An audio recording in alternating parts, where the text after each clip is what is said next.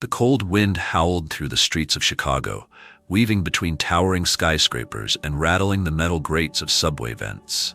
The city pulsed with life. Cars honked impatiently, neon signs flickered in the dimming twilight, and people hurried along the sidewalks, their faces buried in scarves, their minds occupied with plans, work, or family. Amid the organized chaos, one figure remained still, unnoticed by the passing crowds. A frail, homeless man sat slumped against the brick wall of an abandoned storefront. His clothes were layers of tattered fabric, his coat frayed at the edges, and his once white sneakers were covered in dirt and holes. His hands, rough and cracked from the cold, clutched a small, empty coffee cup, a silent plea for kindness. His name was Walter Thompson, though no one had spoken it in a long time. Walter had once been someone: a husband, a father, a hard-working man who provided for his family. But fate had a cruel way of unraveling even the strongest of lives. A factory worker for most of his years, Walter had dedicated himself to long shifts and honest labor. But when the factory shut down, he lost more than just a job. He lost his stability. Bills piled up, arguments with his wife grew more frequent, and soon the eviction notice came. His wife took their daughter and left, and with nowhere to go, Walter ended up on the streets. What was meant to be temporary became permanent. Days turned into months, months turned into years. He had learned to live invisibly, to become part of the background noise of the city. People passed him every day, their eyes glancing over him as if he were just another piece of the urban landscape. Occasionally someone would drop a few coins into his cup. Most ignored him. A few recoiled in disgust. He had stopped asking for help a long time ago. Hope was a luxury he could no longer afford. That evening, Walter sat in his usual spot, his body trembling from hunger and the unforgiving chill in the air. His stomach had long since stopped growling. The hunger had settled into a dull, aching void. His head felt light, his vision blurred at the edges. He knew he needed food. He needed warmth. But his body refused to move. Then the dizziness hit like a crashing wave. The world tilted. His coffee cup slipped from his hands, clattering onto the pavement. And then, darkness. Walter collapsed onto the icy sidewalk, his frail body crumpling like a forgotten piece of paper. His head hit the pavement with a dull thud, but the world around him didn't stop. People walked past, stepping over him, some pausing to glance before continuing on their way. A few pulled out their phones, not to call for help, but to record. A homeless man passed out on the street wasn't an emergency. It was just another city spectacle. And then, something unexpected happened. From the shadows of a nearby alley, a small stray dog emerged. His fur was short and patchy, the color of warm caramel, his ribs faintly visible beneath his thin frame. He had no collar, no leash, no home, just like Walter. Yet something in the collapsed man called to him. The dog approached cautiously, his ears twitching as he sniffed the air. He stepped forward, nose to the man's cheek, sniffing, searching for signs of life. Walter didn't move. The dog whined softly, then nudged him with his cold, wet nose. Nothing. His small tail, once held high with curiosity, drooped. And so, he did the only thing he could. The little dog lay down beside Walter, pressing his thin body against the man's chest in an attempt to share warmth. He curled into a tight ball, tucking his nose under his paw but keeping one eye open by watching the indifferent crowd. People walked past, some throwing quick glances at the unusual sight. A stray dog curled up next to a collapsed homeless man. A few took photos. Others shook their heads and murmured among themselves. But no one stopped. Minutes passed, then an hour. The caramel-colored dog didn't leave his side. He refused to. His dark eyes scanned the faces around him as if silently pleading for anyone to help. But no one did. And so, he stayed. The city moved on. The streets of Chicago were a blur of neon lights, car horns, and hurried footsteps. People wrapped in thick coats and scarves rushed past, their minds occupied with their own worries. Deadlines, dinner plans, weekend getaways. No one had time to stop for a collapsed homeless man or a stray dog shivering in the cold. Walter's breath was slow and shallow, his face pale, his fingers twitching slightly against the frozen concrete. His body had shut down, weakened by hunger and exhaustion. The caramel-colored dog whimpered, nudging his arm again. Still no response. The dog lifted his head, looking around. Pedestrians walked past, some giving quick, uncomfortable glances before averting their eyes. A few had stopped earlier, watching from a distance, murmuring to each other. Someone should do something. Maybe he's just drunk? Isn't there a shelter nearby? But no one took action. It was easier to assume that someone else would step in. The little dog didn't understand any of this. He only knew that the man was not okay. A group of teenagers stood nearby, one of them holding up his phone, recording. "Dude, look at this dog. He won't leave that guy." "That's kind of sad, man." "Yeah, but no one's doing anything. Should we call someone?" "Nah, someone else will." They laughed nervously, then moved on. The dog's ears perked up at their voices, but when they left, he let out a soft whine and pressed his body closer to Walter. He refused to leave. An hour passed, then 2. The night grew colder. Snowflakes began to drift from the sky, landing on Walter's motionless form, melting into his skin. The dog licked his cheek, nudging him again. Nothing. A woman in a red coat finally stopped. She crouched a few feet away, watching the small dog curled around the homeless man's body. Her face twisted with uncertainty. "Sir?" she called hesitantly. No response. She pulled out her phone, biting her lip. She had places to be, a dinner with friends, a warm apartment waiting for her. But something about the dog's loyalty, the way he refused to leave, unsettled her. She hesitated, then dialed. "Hi, there's a man on the sidewalk. I think he's unconscious, and there's a dog with him. He won't leave him." The dispatcher took the details. "We'll send someone." But help didn't come right away. Another hour passed. The woman had left, unable to wait any longer. The dog stayed, his thin body shivering as the temperature dropped. Walter's breathing was slowing. His skin was taking on a bluish tint. And then, the sirens. A paramedic van pulled up to the curb. 2 EMTs stepped out, their boots crunching against the frozen pavement. One of them, Mark Dawson, sighed as he took in the scene. He had seen this too many times, a homeless man, unconscious in the cold. Most didn't make it. "We got a pulse," his partner said, kneeling beside Walter, checking his vitals. "But it's weak. Hypothermia, malnutrition. We need to move him." As they prepared to lift Walter onto the stretcher, the little caramel dog snapped into action. He jumped up, barking frantically, his small body standing between the paramedics and the man. His tail was low, ears pinned back, but his determination was clear. "You can't take him without me." Mark frowned. "Where did this dog come from?" "He's been with him for hours," one of the bystanders piped up. The paramedics exchanged glances. They didn't have time for this. "Shoo, little guy," Mark muttered, waving his hand. The dog didn't move. As they lifted Walter onto the stretcher, the dog let out a desperate yelp and tried to jump onto him, scrambling at the fabric of the gurney. His nails scratched against the metal, his whimpers growing frantic. It was heartbreaking. "Damn," Mark exhaled, watching the dog's devotion. "He won't leave him." Walter, still unconscious, gave a faint, pained sigh. The dog immediately perked up at the sound, whining softly, licking his face one more time. "Let's just bring him," Mark's partner finally said. "If we don't, he'll just follow us anyway." Mark hesitated, then nodded. He reached down, carefully scooping up the trembling dog. The little caramel-colored stray didn't fight. He simply curled into Mark's arms, his eyes never leaving Walter. As they loaded the stretcher into the ambulance, the dog nestled against Walter's side as if he belonged there. And maybe he did. The doors shut. The sirens wailed. The ambulance sped off into the night. And for the first time in years, Walter Thompson was not alone. The ambulance weaved through the darkened streets, the city lights flashing against its windows. Inside, the paramedics worked quickly, checking Walter's vitals, adjusting the IV, monitoring his breathing. He was barely holding on, his pulse weak, his body ice cold. But through it all, the little caramel-colored dog never moved from his side. He lay curled up beside Walter, his head resting against the man's thin chest, his dark eyes filled with silent understanding. Mark glanced at the dog, shaking his head in disbelief. He had seen plenty of things in his years as a paramedic: overdoses, car accidents, people left to die on the streets. But this was different.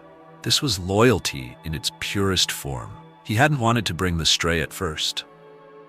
Protocol didn't exactly allow for animals in emergency vehicles. But looking at the way the dog refused to leave, the way he seemed to know that this man needed him, Mark knew he had made the right call. As the ambulance pulled into Chicago General Hospital, the doors flew open and the team rushed Walter inside. Nurses and doctors sprang into action, moving quickly, assessing the damage. Hypothermia, malnutrition, severe dehydration. He needed fluids, warmth, and rest. He had been minutes away from death. And yet, as they wheeled him away, the dog tried to follow. Mark caught him before he could run through the automatic doors. "Whoa, buddy, you can't go in there." The dog whined, his small paws scratching against the cold tile floor. He struggled against Mark's grip, his eyes locked onto Walter as if letting him out of sight would break something inside of him. A nurse glanced over. "Does that dog belong to him?" "No clue," Mark admitted, "but he hasn't left his side all night." She hesitated, then sighed. "There's no way we can allow a stray in the ICU." Mark looked down at the little caramel-colored dog, now trembling in his arms. He let out a heavy breath. "I'll take him outside." Stepping back into the cold, Mark set the dog down on the sidewalk. Snowflakes drifted from the sky, melting into the thin fur of the stray. The city was still awake, horns honking, people laughing, but here, outside the hospital doors, there was only silence. Mark crouched, running a hand over the dog's head. "He's in good hands now, buddy. Go on, find someplace warm." The dog didn't move. He simply sat there, his small body tense, staring at the doors as if waiting. Mark frowned. "You're really not gonna leave, huh?" The dog blinked up at him, unwavering. Hours passed. Doctors worked tirelessly inside, stabilizing Walter, bringing warmth back to his frozen limbs. And outside, the little dog waited. He curled up near the entrance, shivering, ears twitching at every sound. Nurses passed by, glancing down at him with pity, but no one told him to leave. Even when the night grew bitterly cold, even when his small body trembled, he didn't move. Then, just before dawn, a familiar voice. Weak. Hoarse. Barely above a whisper. "Where's my dog?" Walter had woken up. The nurse beside him hesitated. "Your dog?" Walter's tired eyes searched the sterile hospital room. Panic flickered across his face. "The dog? The little one. He was with me." The nurse's brow furrowed. "There was a stray with you when you were brought in, but he's not here." Walter struggled against the bed rails, his body weak but his determination stronger than ever. "Please, find him." The nurse hesitated for only a second before nodding and stepping out of the room. She had seen many patients over the years, but there was something about Walter's urgency, something about the way his voice broke when he said please, that made her move faster than she normally would. She walked through the halls, past the reception desk, and pushed open the front doors. And there he was. The little caramel-colored dog, curled up on the icy sidewalk, his tail twitching in his sleep. He had waited all night. The nurse crouched down, reaching out a gentle hand. "Hey there, little guy. Someone's looking for you." The dog's ears perked up, his dark eyes snapping open. For a moment, he just stared at her, as if unsure whether to trust. But then, as if realizing what she meant, he bolted inside. Through the halls, past startled doctors and nurses, slipping on the smooth tile but never stopping, never slowing. He knew where to go. And when he reached the hospital room, when he saw Walter sitting up in the hospital bed, something broke inside him. With a whimper that sounded almost like a sob, the dog leapt onto the bed, pressing his small trembling body against Walter's chest. His tail wagged furiously, his paws scrambling to hold on to him, his little tongue licking at the man's face, his eyes wide, desperate, relieved. Walter let out a shaky breath, his hands, still weak, still trembling, wrapped around the dog as tightly as they could. You stayed?" Walter whispered, his voice cracking. The dog let out a soft sound, burying his face in Walter's neck. And for the first time in years, Walter Thompson cried. Not from hunger, not from pain, but because in a world that had turned its back on him, in a city that had forgotten he existed, someone had stayed. Walter held the little dog against his chest, his frail hands gripping the thin fur, as if afraid that if he let go, this moment would vanish like all the others in his life. His breath came in shaky gasps, his body weak, but his heart felt something he hadn't known in years. Warmth. Not just from the blankets wrapped around him or the IV pumping life back into his veins, but from this tiny creature, this little caramel-colored dog that had refused to leave him. The hospital room was quiet, save for the occasional beep of the heart monitor and the dog's soft whimpers as he nestled into Walter's embrace. The nurse who had brought him inside wiped at her eyes discreetly, watching as the once lifeless man came back to life in the arms of a stray. A doctor entered, flipping through Walter's chart. He cleared his throat. "Mr. Thompson, you're lucky to be alive. If you had been out there much longer." He trailed off, shaking his head. "But you're stable now. We'll keep you here a few more days, monitor your vitals, and then we'll discuss next steps." Next steps. Walter knew what that meant. Discharge. Back to the streets. Back to nothing. His grip on the dog tightened. The doctor sighed, running a hand through his graying hair. "That dog of yours seems he never left your side." Walter swallowed hard. "He's not mine."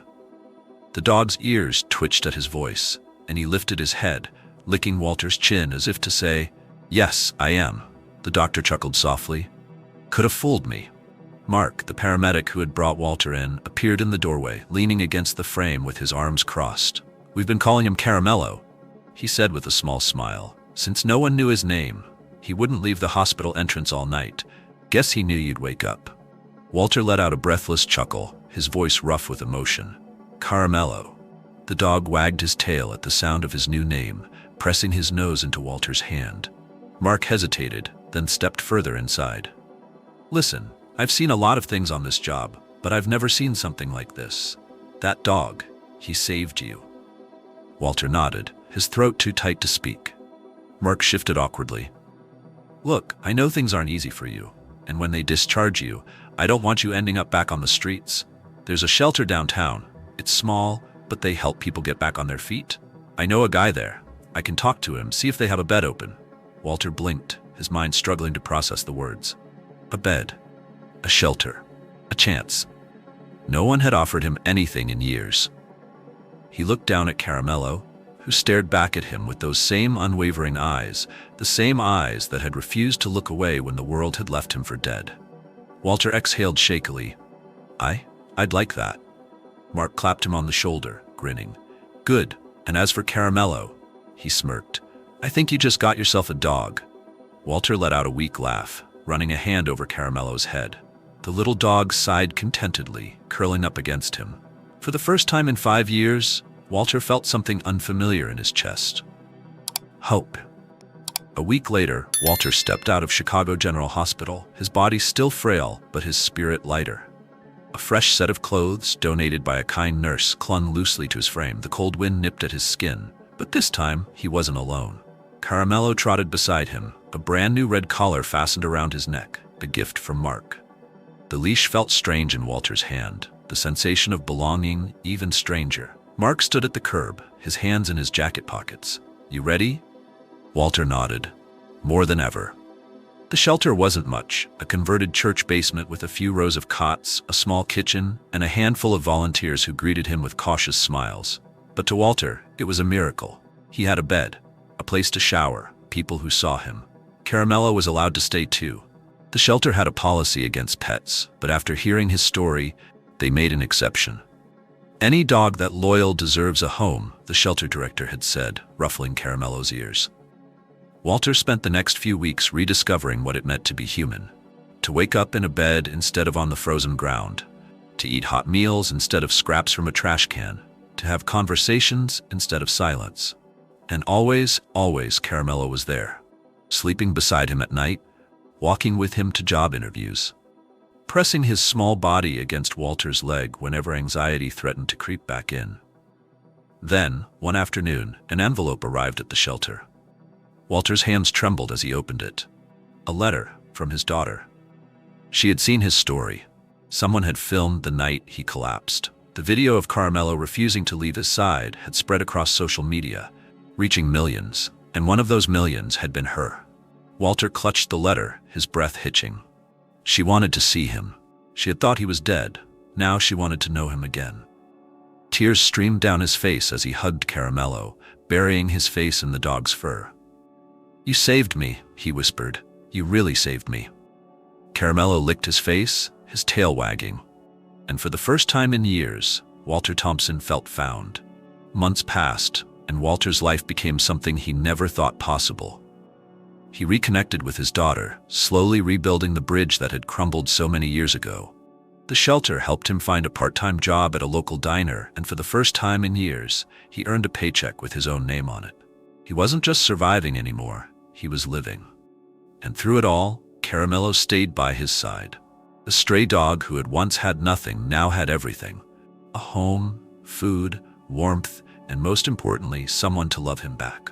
He slept curled at Walter's feet every night, followed him through the city every morning, and greeted him with endless joy every time he walked through the shelter doors.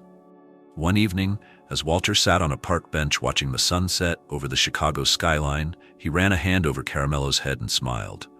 "You saved my life, little guy," he murmured, "and I'll never forget it." Caramello wagged his tail, his dark eyes filled with something deeper than loyalty, something closer to destiny. Because sometimes, the most broken souls are the ones who find each other. And sometimes, love comes in the form of a stray dog who refuses to leave your side.